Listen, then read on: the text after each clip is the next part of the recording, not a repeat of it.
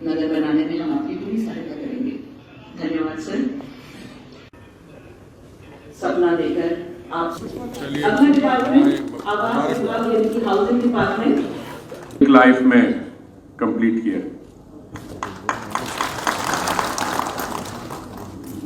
और मैं आपके साथ कुछ बातें शेयर करना चाह रहा हूं। जहां तक स्वच्छता की बात है, ये स्वच्छता का आंदोलन 100 वर्ष पहले महात्मा गांधी ने शुरू किया था। बनारस हिंदू यूनिवर्सिटी में एक एड्रेस के दौरान उन्होंने कहा, ये बात है 1916 की। उन्होंने कहा कि पिछली शाम मैं निकला, अपने मंदिरों में गया, पर मुझे ईश्वर नहीं मिला। और उनका कहने का मतलब यह था, उनको स्वच्छता नहीं नजर आई। उस समय उन्होंने ये कहा था कि स्वच्छता जो है पॉलिटिकल इंडिपेंडेंस से भी ज्यादा इंपॉर्टेंस है। 1916 में अभी पॉलिटिकल इंडिपेंडेंस की बात चली नहीं थी, वो बाद में हमारी फ्रीडम मूवमेंट में गति पकड़ी। जो महात्मा गांधी का स्वच्छता का आंदोलन था वो 1947 तक पूरा नहीं हो पाया। इसको फिर मोदी जी ने उठाया जब वो 20 वर्ष पहले 7 अक्टूबर को गुजरात के मुख्यमंत्री बने और उन्होंने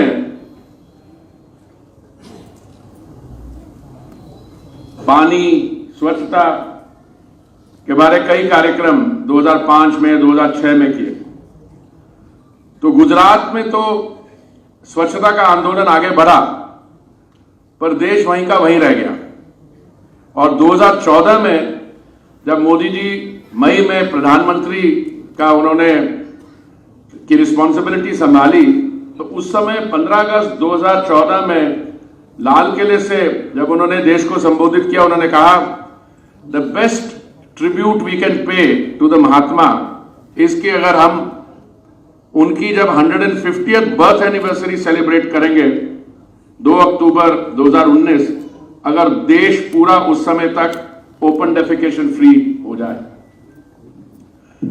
और मैं आपको बड़े गर्व से कहता हूं, एक स्टेट को छोड़ के वेस्ट बंगाल जो अभी भी नहीं हुई है, एक वहां डिस्ट्रिक्ट है पुरुलिया, वो अभी भी ओडीएफ नहीं हुई है। बाकी देश में जो हमारे टारगेट्स थे, टारगेट्स क्या थे? फिजिकल टारगेट्स थे, इंडिविजुअल हाउस होल्ड टॉयलेट्स बनाना, पब्लिक टॉयलेट्स, कम्युनिटी टॉयलेट, वो टारगेट्स पूरे हो गए। हम उस टारगेट से आगे भी पहुंच गए हैं और मुझे बड़ी खुशी है कि जम्मू और कश्मीर में भी वो जो टारगेट्स हैं बाय एंड लार्ज मीट हो गए हैं और उससे कई आगे चल गए हैं। ये स्वच्छता का जो आंदोलन था, ये सफलता इसमें हमें क्यों मिली? वो इसलिए मिली क्योंकि इसको एक कोई सरकारी प्रोग्राम या प्रोजेक्ट ऑफ द गवर्नमेंट नहीं हमने ट्रीट किया, इसको ये जन आंदोलन बन गया।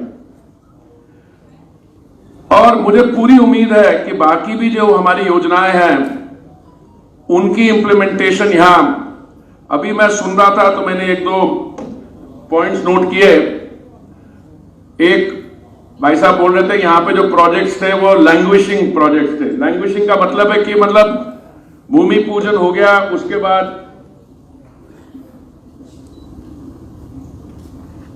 भूमि पूजन हो गया, उसके बाद लटक रहा है प्रोजेक्ट, कई साल लटक रहा है। अभी क्या मोदी जी के सरकार में क्या वर्क कल्चर है, मैं आपको 1-2 उदाहरण देता हूं उसके। दिल्ली में हम एक सेंट्रल विस्टा प्रोजेक्ट बना रहे हैं, वो मेरे मंत्रालय में आता है।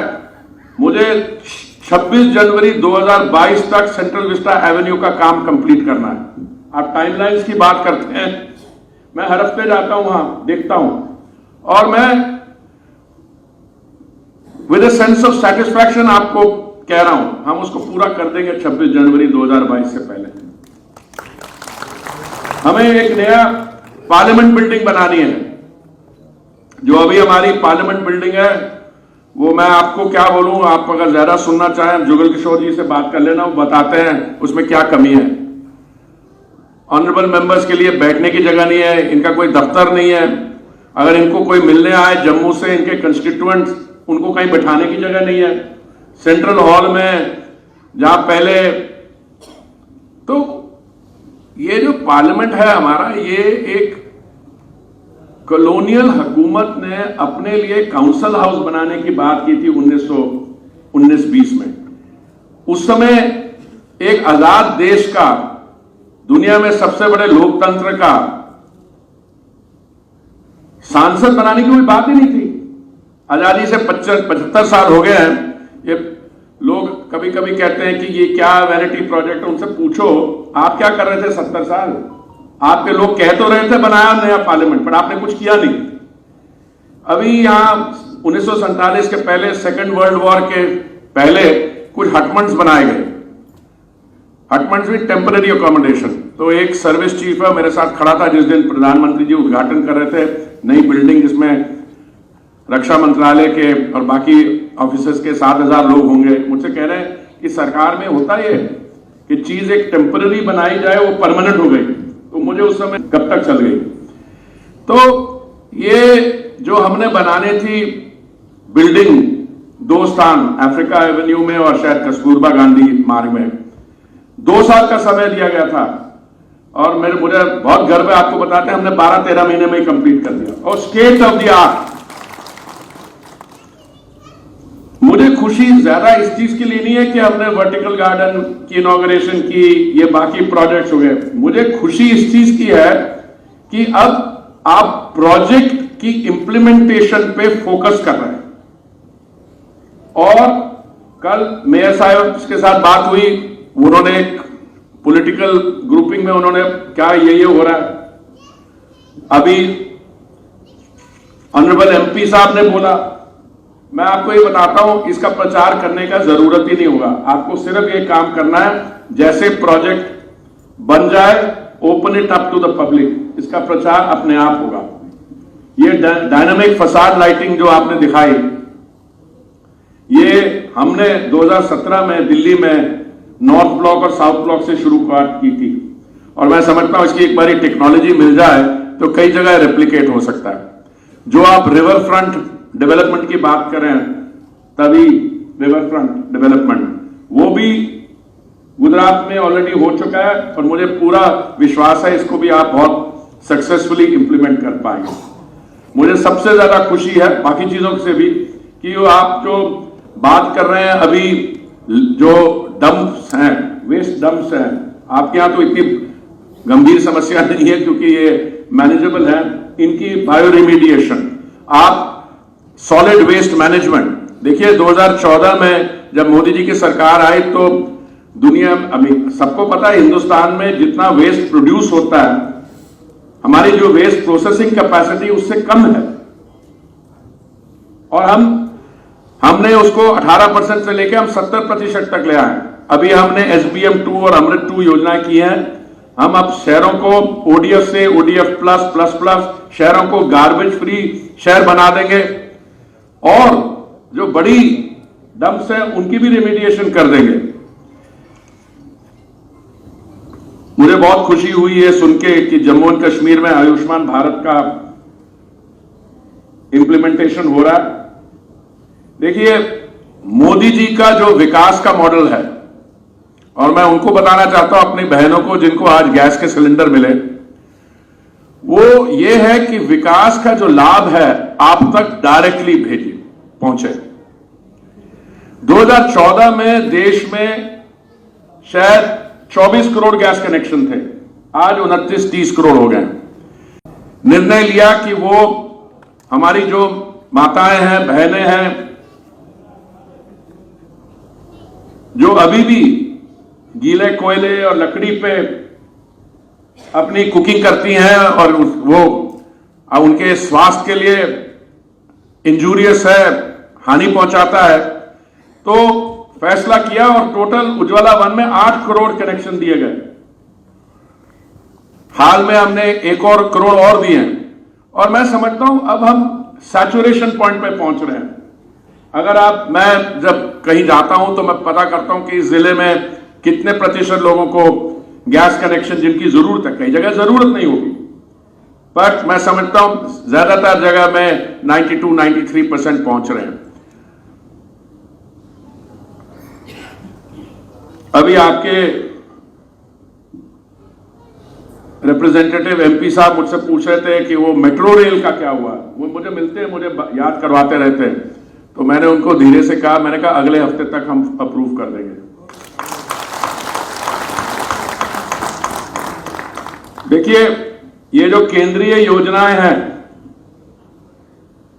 ये देश भर में अवेलेबल है, पर कुछ राज्य ऐसे हैं जहां पे पॉलिटिकल क्लास और अधिकारी बड़ी दिलचस्पी से, मेहनत से डिमांड रखते हैं। मैं उत्तर प्रदेश का बात को उदाहरण दे दूं, मैं उत्तर प्रदेश से इलेक्टेड हूं। 2015 जून में प्रधानमंत्री आवास योजना की शुरुआत हुई, तब से लेके 2015 जून से लेके 17 महीने अखिलेश जी की सरकार थी। मेरे मंत्रालय ने, वेंकैया जी थे मंत्री मेरे से पहले, बड़ी कोशिश की। हमारे सचिव भी उत्तर प्रदेश काडर के हैं, ज्वाइंट सेक्रेटरी भी उत्तर प्रदेश काडर के थे पंकज जी से पहले, और बड़ा दम लगाने के बाद टोटल डिमांड असेसमेंट आई 17-18 हजार घरों की। उसके बाद योगी जी प्रधानमंत्री बने, अगले 17 महीने में मुख्यमंत्री बने, अगले 17 महीने में 17,000 की जगह 17 लाख प्रधानमंत्री आवास योजना का सैंक्शन हो गया, जिसमें से 8-9 लाख बन भी गए। अभी आपके मेयर साहब हमारे साथ थे लखनऊ में, जब हमने अर्बन स्कीम्स की एक एग्जीबिशन की, आपने देखा क्या काम हो रहा है। तो मैं कहना यह चाह रहा हूं कि जो राज्य इंटरेस्ट लेते हैं, आपके यहां समस्या थी 370 से पहले ना डिमांड आ रही थी, और अगर आ भी रही थी इंप्लीमेंट करने में, देखिए मैं आपको बताना चाहता हूं, लैंड स्टेट सब्जेक्ट है, चाहे वो उत्तर प्रदेश हो, महाराष्ट्र हो और यहां हो, हम सेंटर में योजना बना सकते हैं।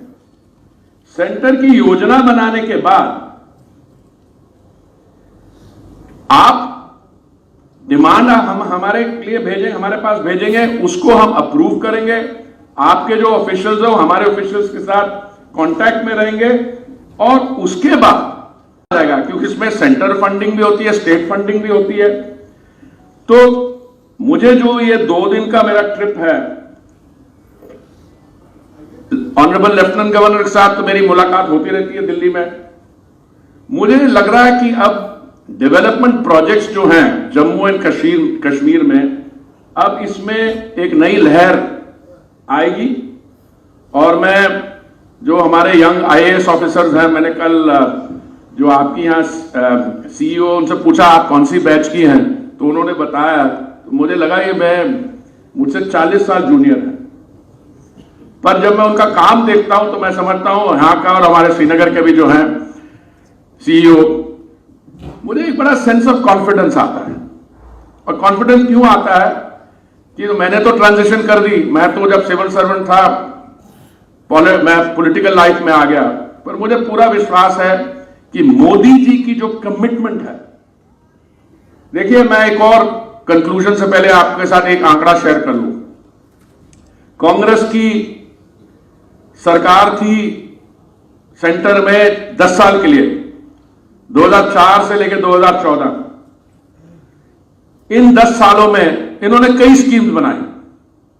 प्रधानमंत्री आवास योजना की इनकी पहले स्कीम थी, क्या थी, JNURM, उसका आप देख लें कितने इन्होंने आवास सैंक्शन किए, और जो किए वो भी बनाए नहीं।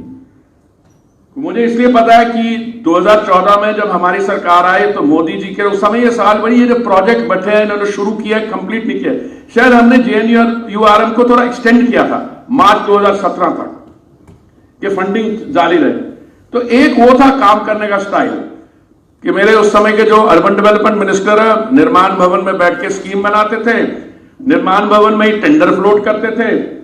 अब उस टेंडर में क्या क्या होता था मैं नहीं जाना चाहता हूं। हम ना टेंडर फ्लोट करते हैं वहां से, हम कोऑपरेटिव फेडरलिज्म में हमने एक योजना बनाई, उसमें आप स्टेक होल्डर है, हम स्टेक होल्डर है, और उसमें प्राइवेट सेक्टर भी स्टेक होल्डर हो सकता है। और इन स्कीम्स की विशेषता यह है कि ये एंड टाइम इंप्लीमेंट होती है और समय से पहले इंप्लीमेंट होती है। तो 10 साल में जो कांग्रेस की सरकार थी, उन्होंने सारी केंद्रीय योजनाएं में मिलाकर 1,57,000 करोड़,